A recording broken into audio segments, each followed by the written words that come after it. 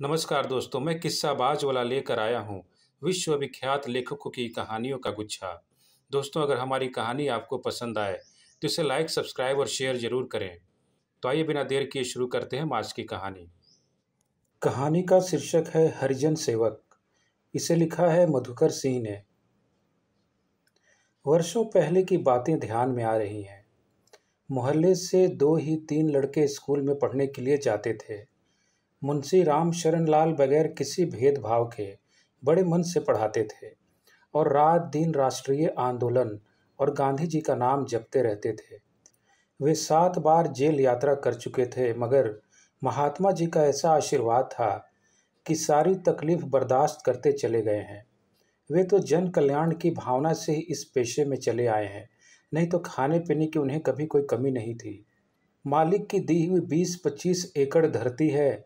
एक लड़का है जो गुरुकुल में शिक्षा ले रहा है और मुंशी राम शरण लाल जी गांधी दर्शन का झंडा गांव-गांव उड़ाते फिर रहे हैं।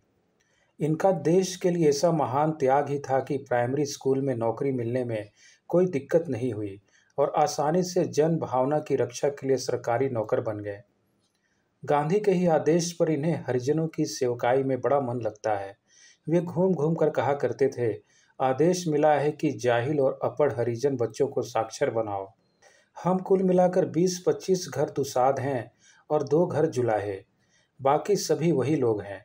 हमारे बाप दादे पता नहीं किस जमाने से उन्हीं की सेवा टहल करते चले आ रहे हैं और उन्हीं के दिए अन्न पर पलते रहे हैं। आज़ादी के 25 साल बाद भी हम उन्हीं के मुहताज हैं। मेरा बाबू कहता था, माँ साहब, राम शरण लाल जी पहले आदमी हैं जो हमारी दुसाध टोली में आकर समझाया करते थे कि पढ़ने से क्या फ़ायदा है। बाबू ने ही उन्हें बड़ी हिम्मत के साथ जवाब दे दिया था, हमारे लड़के पढ़ने लिखने लगे तो मालिकों की सेवा कौन करेगा? हम लोग भूखे नहीं मरने लगेंगे। सुना है माँ साहब ने बाबू को बहुत धिक्कारा था। छी छी, वही नीच के नीच। जिन हरिजनों के लिए महात्मा जी ने 21 दिन का उपवास किया, सीने के अंदर गोली खाई, वही हरिजन उनकी नीतियों के खिलाफ। आग लगा दो इस दुसाध टोली में। मगर ये कट्टर गांधीवादी और अहिंसक थे। दया आ जाती थी, जो बात मुंह से निकल जाती थी उसे अमल में नहीं लाना चाहते थे। दुसाध टोली को फूंक कर तापने वालों को मना कर देते थे और महात्मा जी या सरकार का भय दिखलाकर बराबर आतंकित किए रहते थे। गांव जवार में चोरी डकैती या कोई इसी तरह का वाकया होता तो हम ही लोग पकड़े जाते हैं। इसलिए पुलिस और थाने का हम पर बहुत बड़ा रोब है। हम उनके नाम से ही कांपते रहते हैं। परंतु माँ साहब धीरे धीरे संपूर्ण दुसाध टोली का हृदय जीतते जा रहे थे और स्कूल में हरिजनों की संख्या दिन प्रतिदिन बढ़ती ही जा रही थी। माँ साहब एकदम शाकाहारी, आचार नियम वाले आदमी थे। उनके पास पढ़ाने लिखाने से जो भी समय बचता था उसे ईश्वर भजन में लगाते थे। खद्दर केवल पहनते ही नहीं थे, बिछावन भी रखते थे। मैं बराबर उनके पांव दबाने को सोचता रहता, मगर वे हरिजनों और जुलाहों का छुआ पानी तक नहीं पीते थे। इसलिए डर भी लगता था कि नाराज न हो जाएं और स्कूल से निकाल न दें। माँ साहब की कृपा ही थी कि मैं पढ़ने में बहुत तेज था और सरकार से मुझे छात्रवृत्ति भी मिलती थी। बाबू को विश्वास नहीं हो पा रहा था कि मुफ्त में पढ़ाने के बाद सरकार रुपए भी देती है। जिस दिन मुझे पहली बार रुपए मिले थे, उस दिन दुसाध टोली में काफ़ी खुशी हुई थी। मेरे साथ और भी 3 लड़कों को छात्रवृत्ति मिलने लगी थी। माँ साहब हमारी टोली के भगवान बनते जा रहे थे। जो भी उन्हें देखता उनके पांव छूना चाहता, मगर भय के कारण हाथ समेट लेता और झुक झुक कर प्रणामे कर लेता था। एक रोज का किस्सा है। माँ साहब अपने कमरे के अंदर भोजन बना रहे थे। मैं उनसे हिसाब का एक सवाल हल कराने के लिए गया था।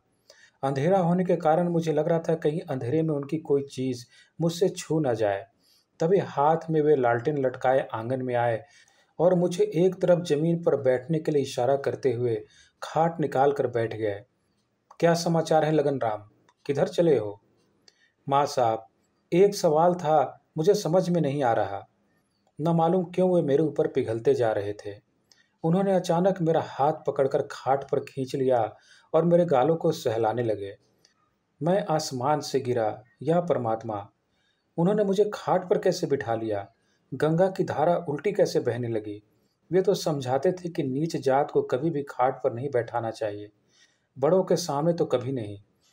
वे कहने लगे, दुसाध का कोई लड़का और इतना कोमल, खूबसूरत माटी की मूरत की तरह लगते हो। माई के पेट में गोरा चिट्टा कैसे आ गया रे? बाप तो काला कलूटा है। मुझे क्या मालूम माँ साहब, मेरी उम्र इतनी कम थी कि मुझे वह सब समझने की बिल्कुल ही अकल नहीं थी। मैं तो यही समझ रहा था कि वे विशाल हृदय वाले महापुरुष हैं। तुम रोज रात में पढ़ने के लिए क्यों नहीं आते लगन राम? माँ साहब, हमेशा दो तीन बालक अपने साथ रखते थे, मूरत जैसे बालक। दूसरे माँ बाप तरसते रहते थे, हमारा बच्चा भी वैसा ही नमूना जन्म लेता। मगर माँ साहब की आदत पुरानी थी। उनका कहना था कि जब तक दो चार बालकों को अपने घर में रखकर पढ़ाते लिखाते नहीं, तब तक उनका जी ही नहीं लगता। शिक्षा प्रसार के लिए किसी भी तरह की तकलीफ सहने के लिए तैयार थे। माँ साहब, आपने मुझे छू दिया तो नहाएंगे नहीं? माँ साहब खड़खड़ाकर हंसते थे, जैसे गीत के डैने फड़फड़ाते हों। तुम लोग भी तो उसी परमात्मा के बनाए हुए हो जिन्हें गांधी जी हरिजन कहा करते थे। तब आप हमारा छुआ पानी क्यों नहीं पीते? पानी और शरीर में अंतर होता है चेला। जब सयाने होगे तब इसके अंतर को समझोगे। कुछ लोग माँ साहब को ए बी कहते थे। हमें यह बात बिल्कुल समझ में नहीं आती थी। मैंने यह शब्द दुसाध टोली में किसी के मुंह से नहीं सुनी। कोई हिम्मत भी कैसे कर सकता था? जिसे खाट पर बैठने का अधिकार नहीं, उसकी जबान पर ताले क्यों नहीं रहेंगे? हमारे यहाँ तो माँ साहब भगवान समझे जाते थे। यही था कि भगवान को हमारी वस्तुएं स्वीकार नहीं होती थीं। आगे चलकर एक और हंगामा सुनने में आया था, जिसका फल माँ साहब पर बहुत बुरा पड़ा था और उन्हें गांव छोड़ देना पड़ा था। मुखिया का लड़का एक बार रात में देर तक माँ साहब के साथ ही रह गया था और अचानक चीखने चिल्लाने लगा। तब जाकर लोगों को पता चला था। उनके मुंह लगता जा रहा था। माँ साहब एक हफ्ता तक गांव छोड़कर लापता थे। लौट कर आने पर भी स्कूल नहीं आते थे। बीमारी का बहाना बनाकर पड़े रहते थे। बालक से लोग पूछ पूछ कर थक गए थे। वह खाली मुंह लटका देता था। यहाँ तक कि अपने बाप को भी कोई जवाब नहीं देता था। माँ साहब ने लोगों को समझाया। बालक पढ़ते पढ़ते ही सो गया। जब उसे गाढ़ी नींद आ गई, तब मैंने बालक को हठात जगाना उचित नहीं समझा, परंतु बालक कोई बुरा सपना देखते ही चौंक उठा। जहाँ तक मुझे स्मरण है, उस समय तो लोग चुप लगा गए थे। मुखिया ने भी कुछ नहीं कहा था, परंतु भीतर भीतर खौल रहा था। माँ साहब दिन प्रतिदिन डरते जा रहे थे। स्कूल में सारा दिन उदास रहते थे। उन्हें बराबर अपनी जान का खतरा बना रहता था। माँ साहब के शुभ चिंतकों में से उन्हें तरह तरह की जानकारी होती रहती थी। एक आदमी ने तो यहाँ तक कह दिया था कि 1 महीने के भीतर उनकी जान जाने वाली है। माँ साहब भी बौखला कर जहाँ तहाँ बक दिया करते थे। देश के पुजारियों और हरिजन सेवकों के साथ अब यही सब होगा। मैं देश के लिए जेल गया हूँ, ब्रिटिश हुक्मरानों की बैंतें खाई हैं। क्या यही सब देखने के लिए? उन्होंने जिला कांग्रेस कमेटी के पास एक अर्जी भेज दी थी कि जान खतरे में है, अगर जान चली गई तो हरिजन बेमौत मरेंगे और निरक्षर रह जाएंगे। उन्होंने पूजा और हरिजनों की सेवा का समय कुछ दिनों के लिए बढ़ा दिया था। मुझे अधिक प्यार करने लगे थे और बतलाते थे, यह अनहोनी बात हो गई है। हरिजन का बालक गांव में सबसे तेज निकल गया है। यह सब परमात्मा की लीला ही नहीं तो और क्या है। भगवान भी गजब गजब जंतु के रूप में अवतार ले लेते हैं। यह कोई अचरज की बात नहीं कि प्रभु का हरिजन रूप लगन राम में प्रकट हो रहा है। आज़ादी के बाद गांधीवाद के संस्कार से देश में महान परिवर्तन आ रहा है। यह प्रगति के लक्षण है। परंतु वह दिन प्रतिदिन मेरे में लिप्त हो रहे थे और खुलेआम दुलार मुद्रा में मेरे साथ प्रेम प्रदर्शित करने लगे थे। मुझे अच्छी तरह याद है कि मैं शर्म से लाल हो जाता था। मेरे भीतर अजीब किस्म की कायरता पसर जाती थी। माँ साहब के प्रति जैसे जैसे मेरे भीतर कुंठा और घृणा आती गई, वैसे वैसे वह हरिजन सेवक रूप में ख्याति प्राप्त करते चले गए। दुसार टोली में वह हर बात पर गाइड का काम करने लगे थे। मैंने उनसे कहा, माँ साहब, अब तो आप मेरे हाथों एक लोटा जल ग्रहण कीजिए। वे बड़ी कुटिलता से मुस्कुराए और मेरी माँ को भद्दी गाली देते हुए बोले, मुझसे परंपरा और धर्म तोड़ने की बात करते हो?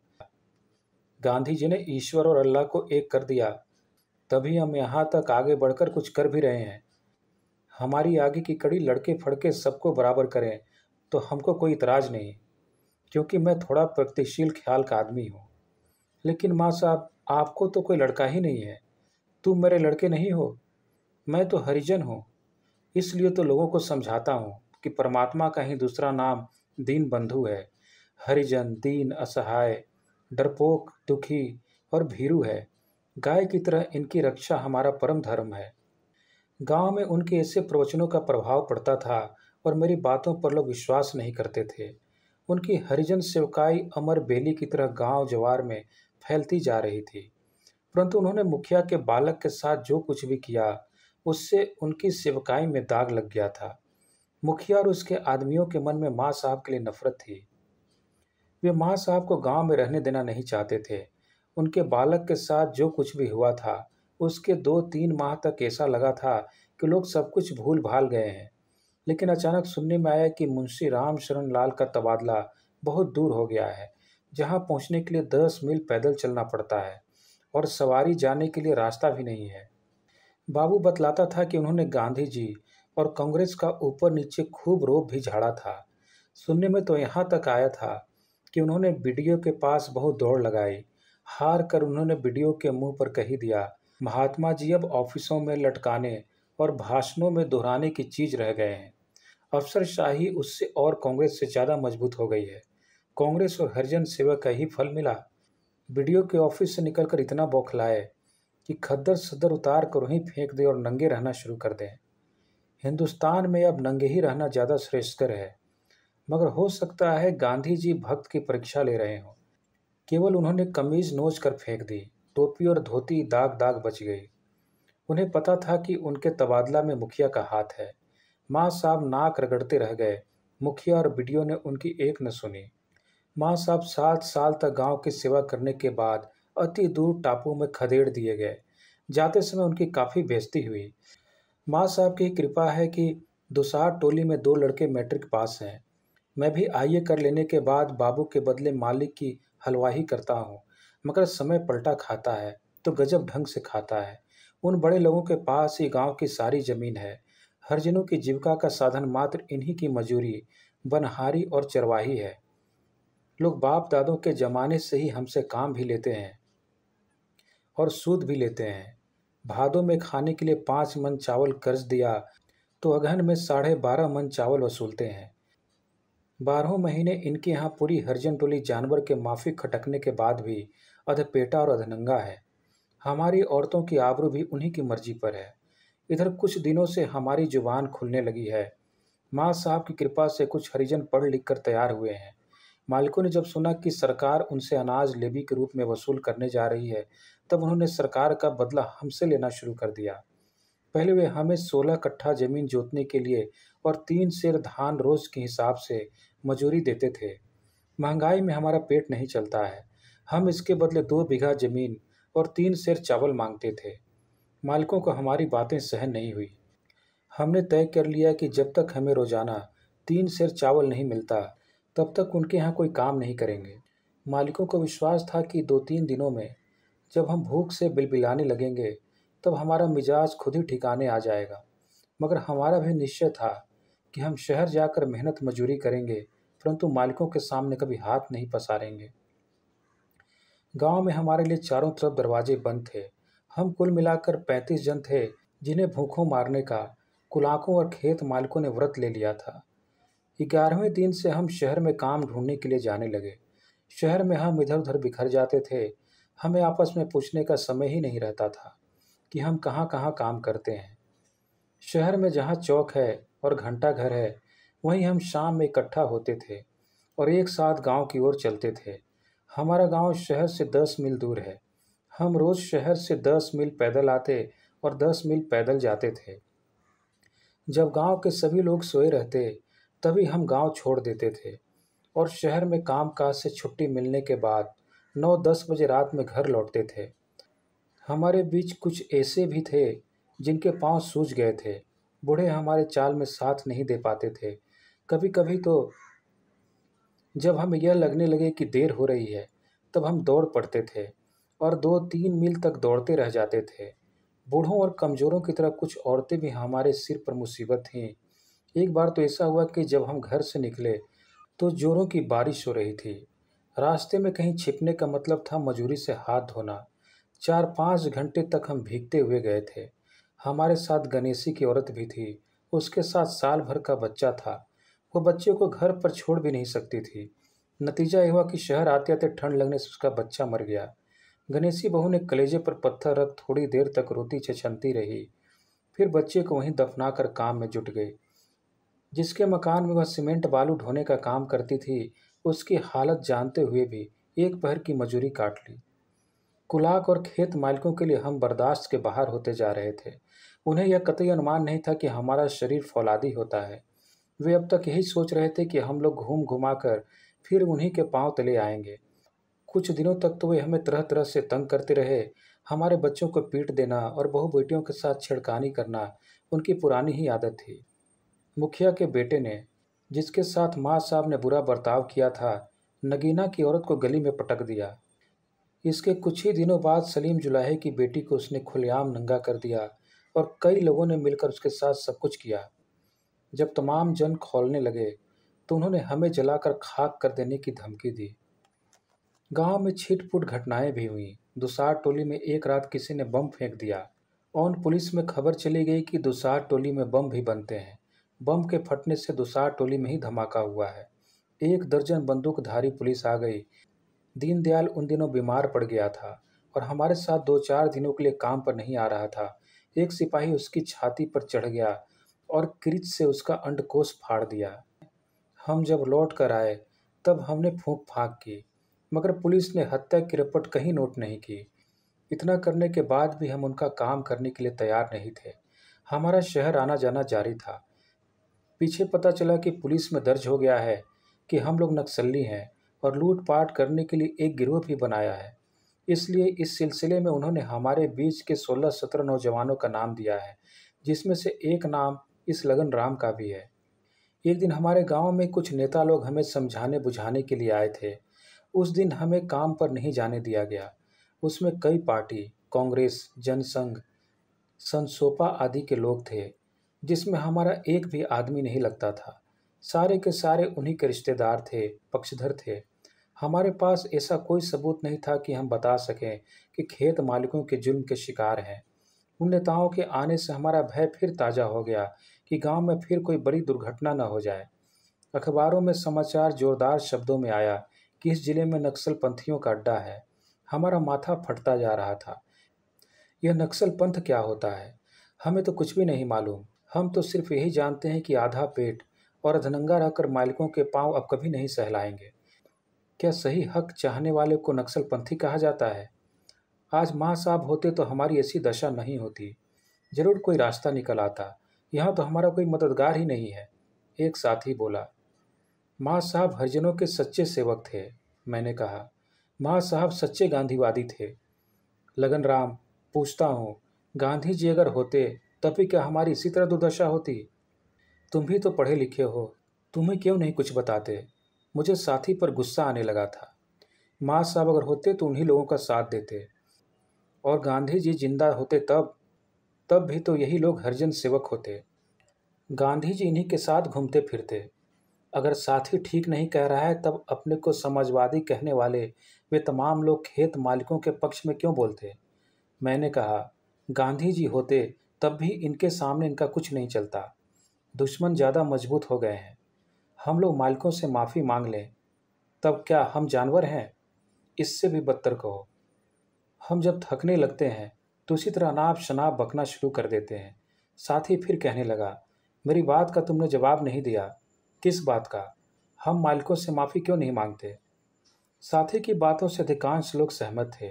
सबकी ही राय हुई कि उन्हीं की बात मान लें और कहा जाए कि आगे से मजूरी बढ़ाने की बात कभी नहीं करेंगे। इस निर्णय से पता नहीं कैसे हमारे भीतर उत्साह बढ़ता गया था और लौटती बार भी हम फिर दौड़ रहे थे। माँ साहब होते तो समझा बुझा देते कि बेचारे हरिजन हैं, गरीब लोग हैं, इन्हें माफ़ कर दीजिए। लेकिन माँ साहब नहीं थे। पता नहीं जिंदा भी हैं या मर गए हैं। उन्हें एक दिन के लिए भी गांव लाना जरूरी है। लगन राम, उन्हें एक दिन के लिए भी कहीं से ले आओ। सभी बारी बारी से मुझे तंग कर रहे थे। माँ साहब को बिछड़े लगभग 10 साल हो रहे हैं। पता नहीं किस अवस्था में होंगे। हम उन्हें याद भी होंगे या नहीं?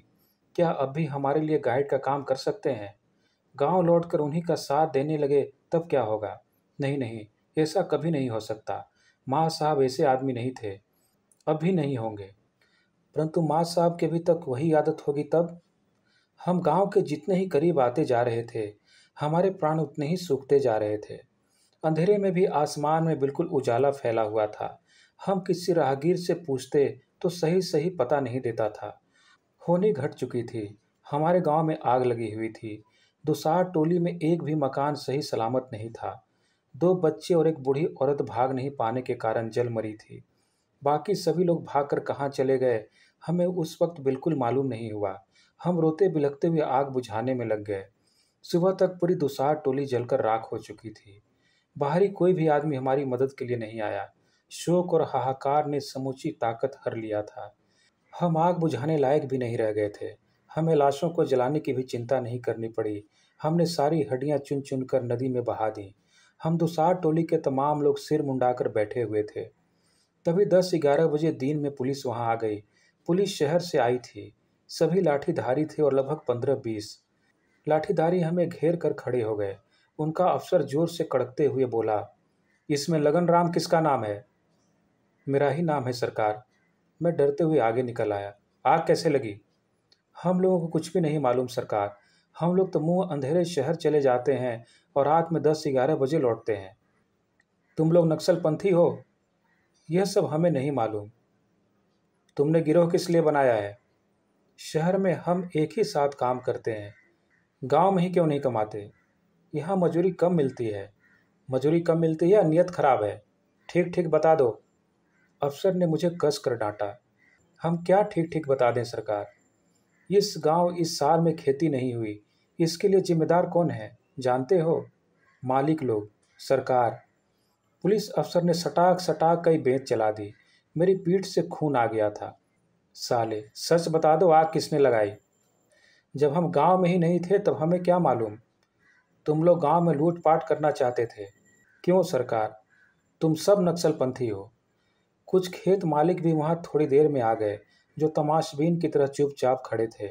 आप लोगों को इनकी चाल चलन के बारे में कुछ मालूम है? अफसर ने उनसे पूछा। सब एक ही टाइप हैं। हमारा जिंदा रहना मुश्किल है। अगलगी के बारे में आप लोगों को किसी पर संदेह है? इन्हें छोड़कर और कौन ऐसा काम कर सकता है? गांधी जी इन्हें हरिजन बनाकर सिर पर चढ़ा दिया है। मुखिया उस पुलिस अफसर के बहुत करीब आ गया। आप लोगों को और भी कुछ कहना है? मुखिया उत्साहित होकर बोला, कहना यही है हुजूर कि लुटेरों से हमें बचाइए। आग इन्होंने हमारी तरफ लगाई थी, परंतु प्रभु की माया देखिए कि आग भी उलट गई और गुंडों का सत्यानाश कर दिया। सरकार हर तरह से आप लोगों के साथ है। उन्होंने हमें मारते पीटते हुए पुलिस गाड़ी पर बिठा लिया। मेरे कई साथियों को काफ़ी चोटें आई थीं। मेरे माथे से भी खून निकल रहा था। कुछ लाठीधारी पुलिस वहां रुक गई और बच्चे औरतें जो बगीचे की ओर दुबक भागे, उन्हें खोज लाने पुलिस दौड़ गई। जब हम जेल के फाटक पर आए तब अचानक हमारी नज़र माँ साहब पर पड़ गई। उन्हें देखने से ही पता चला कि वे किसी बात को लेकर बहुत चिंतित और परेशान हैं। मैं माँ साहब कहकर जोर से चिल्लाया तो वे हमारे पास चले आए। उन्होंने काफ़ी देर बाद हमें पहचान लिया। आप जेल के फाटक पर कैसे माँ साहब? मैंने पहले ही पूछा। सब साले चोर हैं। राष्ट्र सेवियों की अब कोई मर्यादा नहीं रही। क्या फिर वहां से आपकी बदली हो गई? अबे नहीं साले। पुलिस अफसर भी ज़्यादा तेज मुंह चलाने लगे। देश के लिए 3 साल तक जेल में रहा। अब जेल वाले कहते हैं कि कोई रिकॉर्ड नहीं है। प्रधानमंत्री की लालसा है कि सभी स्वतंत्रता सेनानियों को पेंशन दें और जेल के अधिकारी बोलते हैं कि घूस दो तो सर्टिफिकेट बनवाएंगे। मगर तुम लोग पुलिस की गाड़ी में कैसे हो? हम भी तो देश के लिए ही जेल जा रहे हैं माँ साहब। किस देश के लिए? अपने देश के लिए, इंडिया के लिए। आप यहाँ की नदी और पहाड़ के लिए जेल गए थे माँ साहब। हम यहाँ की जनता के लिए जेल जा रहे हैं। तब यह जनता देश कैसे हुई रे पागल? तुम लोग किसी डकैती वकैती में तो नहीं आए हो? अब बात समझ में आ गई। क्या समझ में आ गई माँ साहब? अखबार में तुम्हारे गांव के बारे में छपा है। तुम लोग नक्सलपंथी हो। मेरी हरिजन सेविकाई बहुत जल्दी भूल गए हरामियों। मेरे और साथियों के हाथ बंधे हुए थे। हरिजन सेवक की चमड़ी माँ साहब के चेहरे पर हत्यारनी की तरह लग रही थी। इस बीच पुलिस हमें खींच कर नीचे उतारने लगी। जेल का छोटा फाटक खुला हुआ था और एक आदमी हमारी गर्दन में हाथ लगा लगा कर अंदर ठेल रहा था। धन्यवाद।